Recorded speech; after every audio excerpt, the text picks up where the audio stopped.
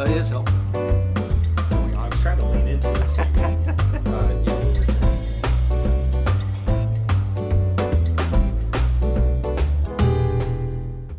What do people think about Social Security for retirement? A lot of planners tell you to discount it and not to count it at all. Some people that I know, federal employees that I know, they don't want to count it in their retirement. I think that's a problem because it makes your ability to have confidence in what you're building for the retirement future a lot harder to attain. It's a lot harder to think about being on the right track. To discount Social Security is to discount the only retirement tool that 80% of the population are going to have when they retire. And I'm going to tell you that the federal government cannot afford to have that many people not having income from somewhere. Now, whether that's a sufficient thing for them or not, that's something we can debate later. But whether it's something you can count on for your retirement, I think that we ought to do that. So here's the way I would think through it.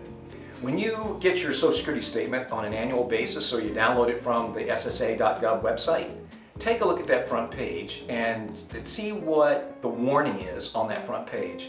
Typically, over the last few years, it's been saying, hey, be aware that Social Security is having some problems paying its bills and it's projected to run out a certain time. Now, what they're not saying on there is, however, that's something that we've known about since the 70s, and this has actually been part of the plan all along, and we're confident that we're going to be able to overcome this over time. In reality, it's become a political football for both parties, and therefore it seems like it's something that can't be fixed. But from a financial standpoint, I believe it is something that can be fixed. The warning basically says that it may be that without a repair, that you're going to end up with 75% or so of what we're estimating for you to receive at a certain time in your retirement. So when you think about it that way, I do think it's reasonable for us to say, all right, I can include Social Security, I'll use one of their estimates, but I'll knock it down to 75% of what I see on page 2. If you agree with me, then I think that's something you should add into your thinking about, well, what do I need to do for retirement? Can I count on it? And if I count on 75% of what I see, what does that mean to the rest of my investments? I personally believe that that's a reasonable way to approach your planning. To erase the other 75% that Social Security is saying they can provide is like just making that mountain much harder, much bigger, much larger for you to climb. And it means that you got to do that much more investing, which of course makes investment advisors happy because they're happy to take your money and have you invest with them.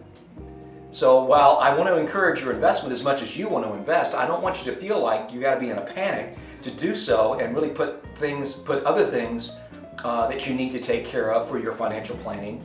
I don't want you to put those things at risk. And I want you to think about, well, my security, my Social Security is going to be around at some point for some amount of money, and I'm willing to do it at X amount percentage. If you take the instruction from Social Security themselves, that's going to be right around 75%. Now that fluctuates every year, and so your assessment of what you can accept from Social Security is going to fluctuate every year, but that's okay. Because what also fluctuates every year is your earnings, and therefore that affects your Social Security and it affects your FERS basic annuity. It also affects what you're going to put into TSP. So don't let fluctuation bother you. It's just part of the game. It's part of how we deal with things. That's why we make 12-month decisions. That's why we have 12-month reviews. We see how everything's doing. We see what changes have occurred, or we see what warnings have been put out, and then we adapt. And as we adapt our thinking and as we adapt our strategies, we again assure ourselves that we're actually doing everything we possibly can to get the result, the best result that's going to be possible in our lifetime. And that's what we want. We have no idea what that's going to be, but we do know we're doing our best. And if we're doing our best, what else is there to do except to worry about something that you have no control over?